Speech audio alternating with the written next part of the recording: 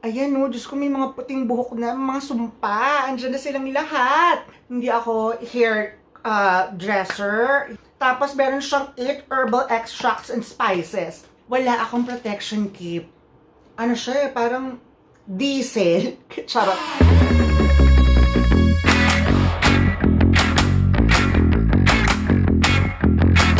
Hey mga sis! Hello!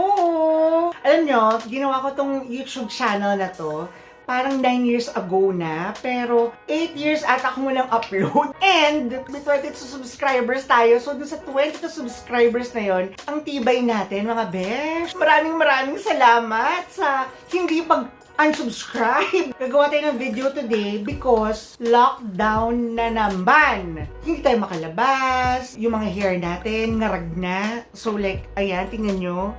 'Di ba, may mga white hair na rin ako, tapos hindi na pantay yung roots ko, sobrang haba na, pakita ko sa inyo Tapos parang yung hair color ko, medyo ano na siya medyo brassy na.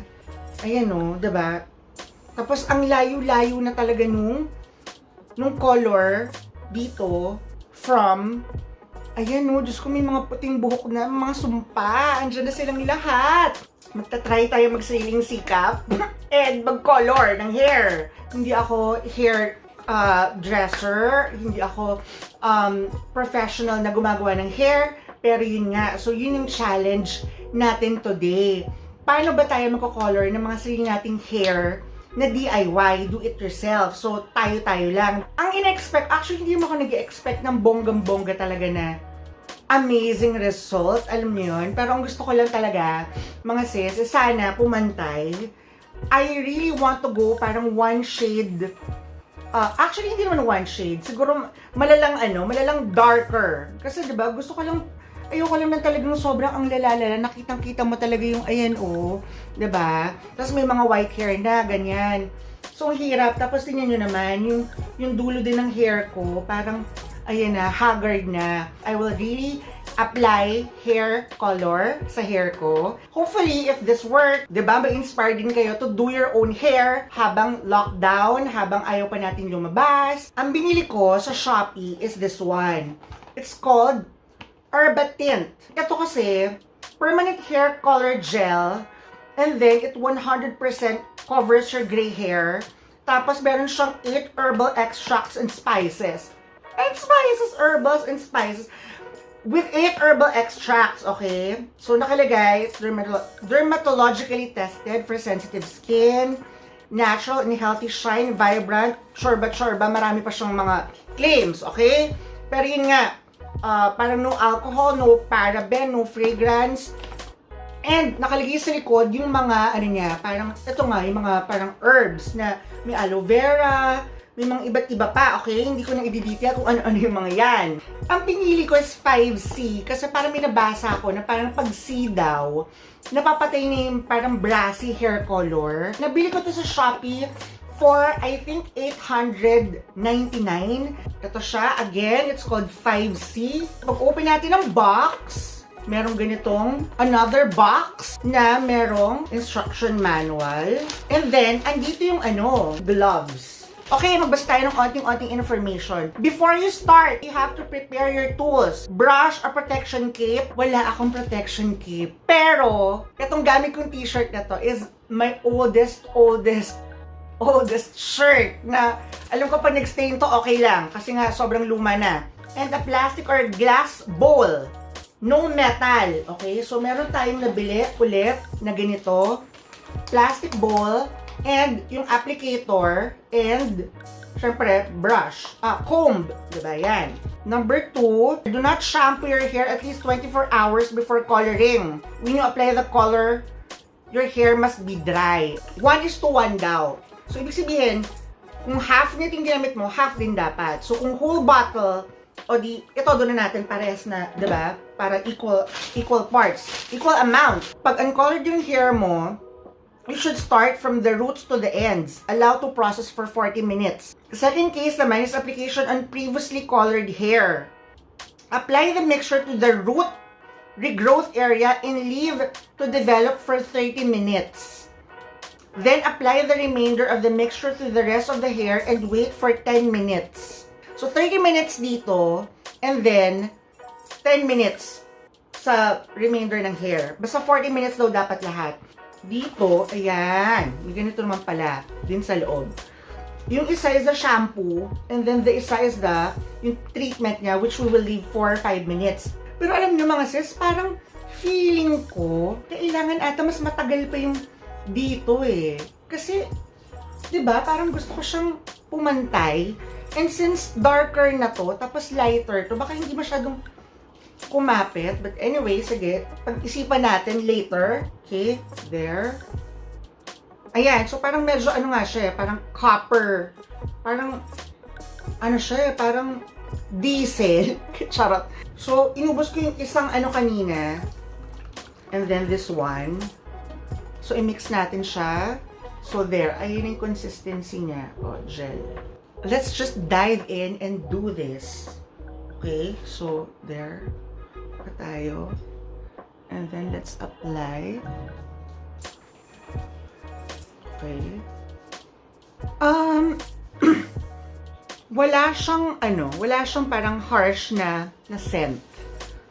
In fairness. Ayoko siyang parang itodo talaga na sobrang daming i-apply sa top. Kasi, mas importante sa akin na yung babang part is mag-darken. Kasi nga, di ba, parang brassy na siya. So, syempre, hindi na natin, Diyos ko, grabe. Magagalit sa akin yung mga friends ko na na gumagawa ng hair. Kasi sabihin, ano ba naman yan, Dale? Parang parang bahala na kung anong ginawa mo. Hindi mo na sinection ng tama. Pero, hello, gawin na lang natin, di ba? Tingnan natin kung ano mangyayari.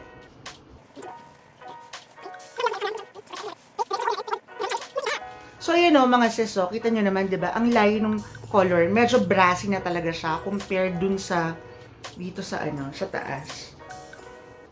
Antay kaya to? Hirap siya. Tsaka sinasagad ko siya sa anit. Pero, wala ako na-feel na hapde. Kasi minsan, di ba, like, pag nagpapakolor tayo sa salon, pag may ina-apply sa atin na hair color, di ba, parang medyo malamig yung yung anit, or minsan nga mahapdi pa, 'di ba? Pero ito, wala talaga akong nararamdaman na sting or walang lamig, wala ring hapdi. So I think that's a good sign. Kaya nga siya may mga herbs. Yan. Tsaka nakalagay naman good for sensitive skin. So huwag tayo matakot. So i-massage muna natin siya. And let's spray na lahat ng roots makover. There. Siguro let's leave this for for a good 10 minutes siguro. Diba? Muna. So at least 10 minutes or 15 minutes. Mga 5 minutes. Pero gusto ko kasi sanang i-brush.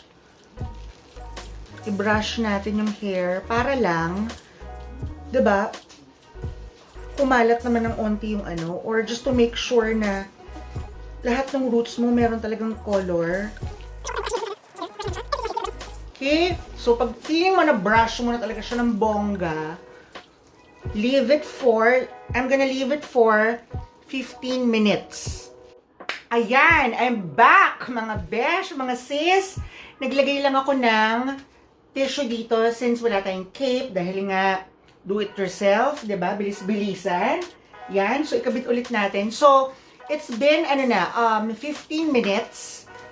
Okay, and I think it's now time for us to apply yung hair color doon naman sa remainder ng hair, doon sa mga hindi natin na-applyan kanina, okay?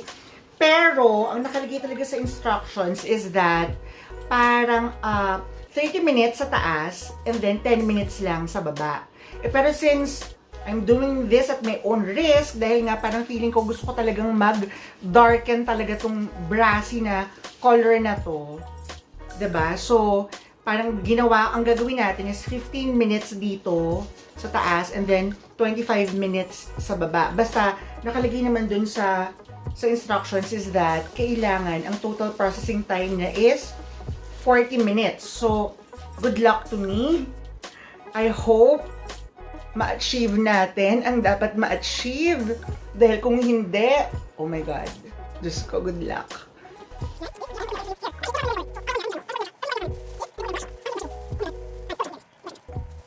So, ibabrush ko lang to ng bonggang-bongga lahat. And then, I will let it sit for 25 minutes.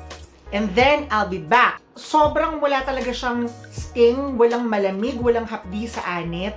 And then, meron siyang onting amoy, okay? Pero hindi siya yung matapang. Merong onte, pero hindi siya talaga yung sobrang masakit sa ilong, ganyan, na scent. Carry lang, okay?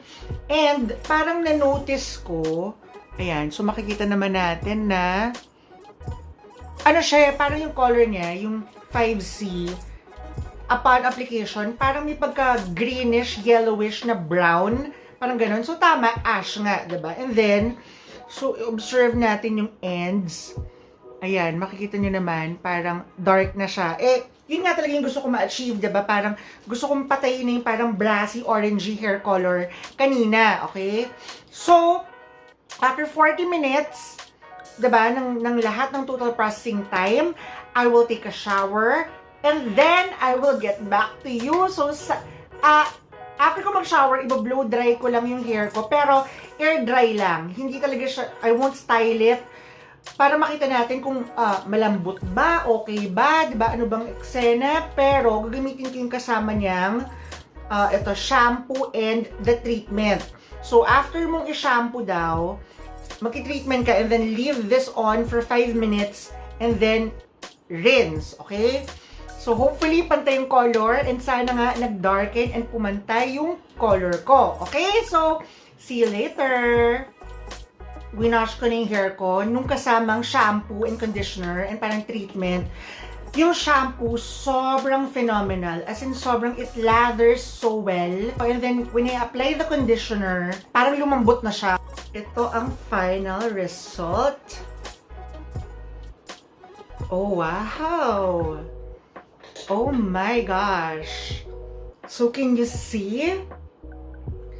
Ang ganda!